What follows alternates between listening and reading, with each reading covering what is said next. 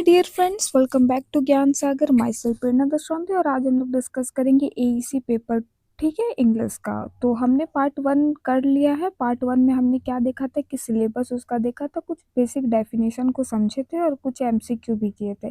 तो अगर आपने पार्ट 1 को नहीं देखा है तो ज़रूर उसे देख ले, तो आपको एक बेसिक अंडरस्टैंडिंग मिल जाएगी उससे, ठीक है। तो चलिए, आज हमारा पार्ट 2 है। इसमें भी हम लोग यूनिट 1 जैसा कि था हमारा लिसनिंग स्किल, ठीक है। लिसनिंग स्किल्स क्या है हमारा, तो आज इससे हम लोग 25 एमसीक्यू करेंगे, ठीक है। इसके अंदर हम लोग को क्या पढ़ना है कि प्रिंसिपल ऑफ गुड लिसनिंग क्या है, इसके प्रिंसिपल क्या है गुड लिसनिंग का, ठीक है। एक गुड लिसनर कैसे हो सकता है कोई, फिर बैरियर टू लिसनिंग, क्या क्या बाधाएं आती है सुनने में, फिजिकल हो सकता है, साइकोलॉजिकल हो सकता है कि नहीं, फिर एकेडमिक लिसनिंग। तो आप उसको देख लीजिएगा अगर नहीं देखे तो। और चलिए इसको स्टार्ट करते हैं हम लोग।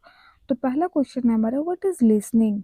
लिसनिंग क्या है, तो लिसनिंग क्या है भाई, तो हमें ये कुछ इसका बेसिक पता है कि ये एक एक्टिव प्रोसेस है कि नहीं। इस पे हमें अटेंशन देना होता है, कंसंट्रेशन देना होता है, ठीक है।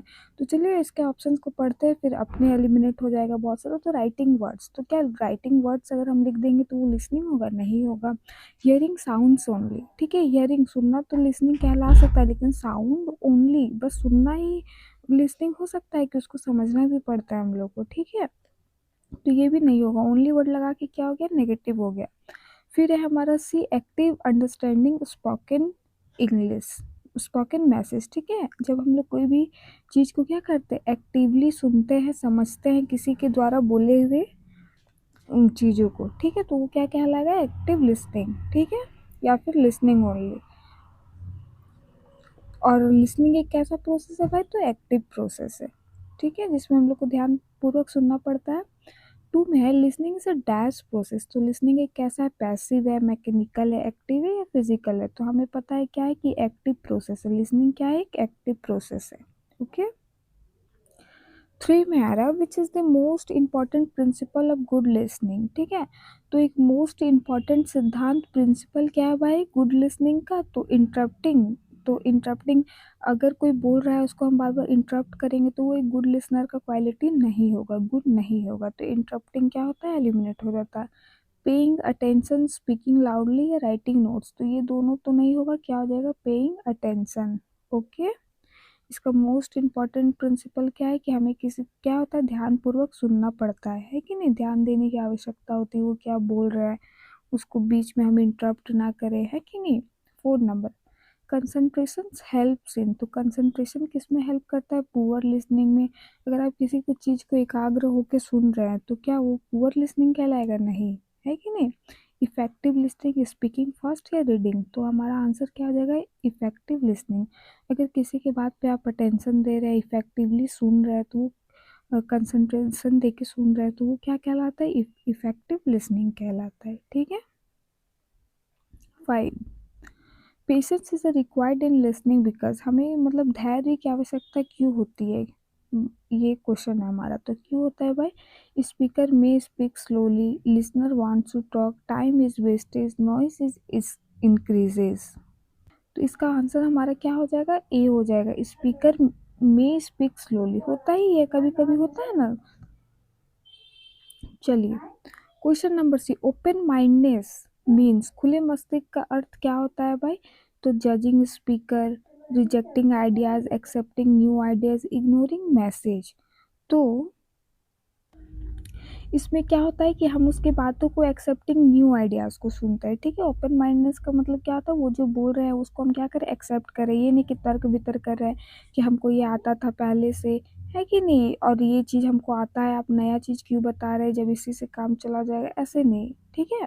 चलिए, 7, which of the following is not a principle of good listening, तो कौन सा इसमें प्रिंसिपल नहीं है गुड लिसनिंग का, आपको वो बताया है। तो अटेंशन भी जरूरी है, पेशेंस भी जरूरी है, और फीडबैक भी जरूरी है। तो हमारे यहाँ पे क्या होगा, इंटरप्टिंग हो जाएगा, ये वाला आपको नहीं करना है, ये प्रिंसिपल नहीं है, ठीक है।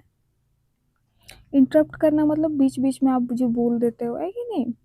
8 number, feedback in listening means, तो फीडबैक का मतलब क्या होता है भाई लिसनिंग में, तो silence, ignoring response to speaker और नॉइस। तो हमारे रिस्पॉन्स का ही मतलब, फीडबैक का मतलब क्या हो जाता है कि हम जब उसको रिस्पॉन्स करते हैं, है कि नहीं। तो हम जब स्पीकर को जो बोल रहा है उसको अगर हम रिस्पॉन्स कर रहे हैं, उसका आंसर दे रहा है, तो वो क्या कहलाएगा? फीडबैक कहलाएगा। ठीक है। और फीडबैक का ये भी क्या होता है, फीडबैक इसका लास्ट चरण होता है। और फीडबैक से ये भी पता चलता है कि क्या जो स्पीकर बोला है, दैट मीन वो क्या हुआ, लिसनर को अच्छे से समझ में आ गया है। मे बी ये पॉजिटिव हो सकता है, नेगेटिव हो सकता है, लेकिन वो बता रहा है, कुछ फीडबैक दे रहा है, दैट मीन क्या है कि वो सुना है उसके बात को। ठीक है, भले उसको समझ में ना आया हो। Which is a physical barrier to listening, तो कौन सा फिजिकल बैरियर है? ठीक है, फिजिकल बैरियर पूछा है, भौतिक बाधा। तो स्ट्रेस हो गया, नॉइज हो गया, प्रीजडिस हो गया, या लैक ऑफ इंटरेस्ट हो गया। तो इसमें हमारा क्या हो जाएगा? नॉइज। नॉइज क्या होता है भाई? तो फिजिकल बैरियर है। और ये जो स्ट्रेस है, ये सब क्या है? साइकोलॉजिकल बैरियर है। ठीक है। चलिए, 10th number, psychological barrier includes. तो साइकोलॉजिकल बैरियर्स में क्या आता है? Poor microphone. तो ये क्या हो जाएगा? टेक्निकल हो जाएगा, है कि नहीं? टेक्निकल बैरियर हो जाएगा। नॉइस क्या हो जाएगा? फिजिकल बैरियर हो जाएगा, है ना? तो इसमें हमारा क्या हो जाएगा? एंजाइटी इसका आंसर हो जाएगा। साइकोलॉजिकल बैरियर में क्या आता है? स्ट्रेस आता है, एंजाइटी आता है, ठीक है, ये सब आता है। Okay. 11 number, language barrier occurs due to. तो लैंग्वेज बैरियर क्यों आता है भाई? कैसे बाधा आती है? ठीक है। और तो देखिए, नॉइज हो जाएगा, या फिर unknown vocabulary, sitting problem, time limit. तो इसमें हमें क्या हो जाएगा? अगर अननोन वोकेबलरी है, वो बंगाली से स्पीकर बोल रहा है और हमको समझ में आता है उड़िया, तो ये सब क्या हो जाएगा? उनका वोकेबलरी हमें आता ही नहीं है, तो फिर हम उसको नहीं समझ पाएंगे। तो ये क्या कहलाएगा? लैंग्वेज बैरियर कहलाएगा। ठीक है। देखिए, 12th number, which factor distract listening most. तो कौन सा फैक्टर है भाई जो लिसनिंग को डिस्ट्रैक्ट करता है, प्रभावित करता है? तो देखिए, इंटरेस्ट, मोटिवेशन, नॉइज, या कंसंट्रेशन। तो नॉइज, ये सब क्या होता है? जो वक्ता है, जो स्पीकर है, वो क्या करेगा? वो डिस्ट्रैक्ट हो जाएगा। जब नॉइज, आप अननेसेसरी नॉइज करेंगे तो क्या हो जाएगा? वो डिस्ट्रैक्ट हो जाएगा। ठीक है। चलिए, 13 नंबर में, lack of interest is a barrier. तो लैक ऑफ इंटरेस्ट कैसा बैरियर है भाई? तो साइकोलॉजिकल बैरियर है। ठीक है, आप इंटरेस्ट नहीं दिखा रहे, वो आपके मन के आपको उनका आपके मन के ऊपर है कि आप सुन रहे हैं, नहीं सुन रहे हैं। ठीक है, आपको इंटरेस्ट है, रुचि है, नहीं है, तो ये क्या हो जाएगा? Psychological barrier. Okay. Stress, anxiety, सब क्या होगा? Psychological barrier. 14 number, academic listening is mainly related to. तो एकेडमिक लिसनिंग किससे रिलेटेड होता है? Music, lecture, movie, song. तो हम लोग एकेडमिक में क्या लेक्चर ही मोस्ट ये में करते हैं ना। ठीक है, स्पीकर बोलते हैं, हम समझते हैं एकेडमिक में। चलिए, 15, listening in a classroom helps student to. तो कक्षा में सुनना छात्रों को किस में मदद करता है? अगर हम सुनेंगे ही नहीं तो हमारा स्कूल जाना ही क्या होगा? वेस्ट होगा। तो किस में हेल्प करता है भाई? तो sleep, understand subject, speak fast, या राइट स्टोरी। तो सबसे पहले क्या हो जाएगा हमारा? कि वो सब्जेक्ट को समझने में हमारी मदद करता है। ठीक है। 16, एकेडमिक टॉक्स आर यूजुअली। ठीक है, एकेडमिक टॉक्स आर यूजुअली क्या है? इनफॉर्मल, एजुकेशनल है, या एंटरटेनिंग, या पर्सनल है। तो ये सब हमारा क्या हो जाएगा? हमारा क्या हो जाएगा? एजुकेशनल। ठीक है, क्या होगा इसका आंसर? एजुकेशनल। ओके। 17,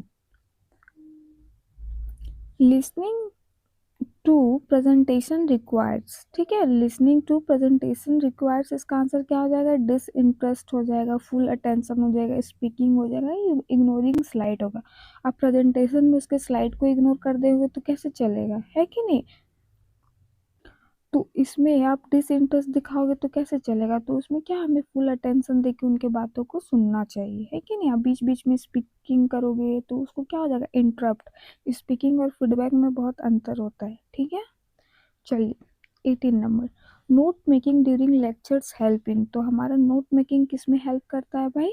लेक्चर्स में। तो फॉरगेटिंग, इजी रिवीजन, डिस्टर्बेंस, या नॉइज। तो हमें इजी रिवीजन, है ना, हम शॉर्ट नोट्स इसीलिए बनाते हैं। अच्छा, इसमें नोट टेकिंग बोला है, ठीक है, तो हमारे क्या इजी रिवीजन में ही होगा, है कि नहीं? नोट्स बनाना क्या हो जाएगा? Easy revision. अगर हम कुछ लिखेंगे नहीं तो हमको फिर से पूरा पढ़ना पड़ेगा, है कि नहीं? चलिए, 19, which skill is essential for academic listening. तो कौन सा स्किल हमें ज़रूरत है एकेडमिक लिसनिंग में तो गैसिंग, कंसंट्रेशन, स्पीकिंग या राइटिंग स्टोरीज, तो हमारा क्या हो जाएगा आंसर, कंसंट्रेशन, एकाग्रता जरूरी है, ठीक है। 20 में है लिसनिंग टू लेक्चर्स रिक्वायर, तो व्याख्यान सुनने के लिए क्या आवश्यक है भाई, तो multitasking, active participation, day dreaming या नॉइज, तो ये दोनों तो पहले ही क्या हो गया, कैंसिल हो गया, ठीक है। तो हमारा क्या होगा, एक्टिव पार्टिसिपेशन जब होता है तब क्या कहलाएगा वो, लिसनिंग टू लेक्चर रिक्वायर्स, एक लेक्चर में ये सब क्या है, जरूरी है, ठीक है। 20 which is not an academic listening, तो लेक्चर, सेमिनार, प्रेजेंटेशन, सॉन्ग, तो यहाँ पे क्या हो जाएगा, सॉन्ग, ठीक है। 22 में इफेक्टिव लिसनिंग लीड्स टू, तो ये किसको लीड करता है भाई, तो कंफ्यूजन को, मिसअंडरस्टैंडिंग को, क्लियर अंडरस्टैंडिंग या नॉइस, तो इसका हमारा क्या हो जाएगा, क्रिस्टल क्लियर है, इसका आंसर क्या हो जाएगा कि हमारे अंडरस्टैंडिंग को क्लियर करता है, ओके, हमारे अंडरस्टैंडिंग को क्लियर करता है। 23 लिसनिंग हेल्प्स इन इम्प्रूविंग, तो हमें सुनने से क्या हमारे में इम्प्रूव होता है भाई, किसमें मदद करता है, तो मेमोरी, अंडरस्टैंडिंग या रिलेशनशिप, तो इसमें हमारा क्या हो जाएगा, ऑल ऑफ दिस, ठीक है। 24 में पुअर रीजनिंग रिजल्ट इन, अगर आप अच्छे से नहीं सुनते हैं तो उसका क्या परिणाम होता है, तो आपका क्या हो जाएगा, मिस कम्युनिकेशन हो जाएगा, ठीक है, मिसअंडरस्टैंडिंग हो जाएगा, अगर आप किसी चीज़ को सुनते नहीं हो तो क्या हो जाएगा, मिस कम्युनिकेशन हो जाएगा। 25 में है listening is important because, listening क्यों जरूरी है, सुनना क्यों जरूरी है भाई, तो it waste time, it avoids learning, it improves communication, तो इसका आंसर क्या हो जाएगा, इट्स इम्प्रूव कम्युनिकेशन, ठीक है। चलिए, thank you for watching, have a nice day. Part 3 भी इसका जरूर जल्दी से आ जाएगा, ये PDF आपको ज्ञान सागर में मिलेगा जस्ट ओनली 60 रुपीज़ में, okay. Comment for next part.